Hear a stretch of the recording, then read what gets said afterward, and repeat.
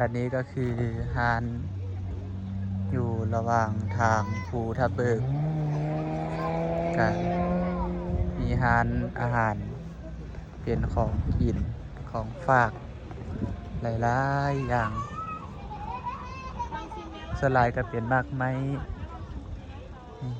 เอามาชิมบวยได้นะคะเข้ามาชิมได้ ตอนนี้คอยหา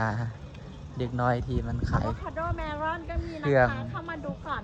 บวยเยลลี่ก็มีให้ชิมนะคะเข้ามาดูก่อนได้นะคะมีเบบี้แครอทด้วยนะ ขายเครื่องใส่เมเด็กน้อยคอยเห็นอยู่ในเฟซในนั้นในติ๊กต็อกนะเว้าเป็นนี่เด็กน้อยนะเห็นอย่างนี้เบบี้ เป็นอย่างนอกโอ้ยโอ้มีแต่เครื่องยามหนาวได้นี่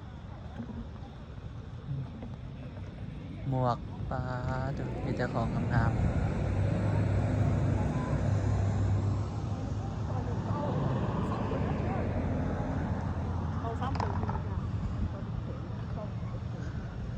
อุทยานแห่งชาติ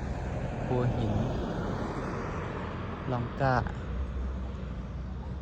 สิ้นสุด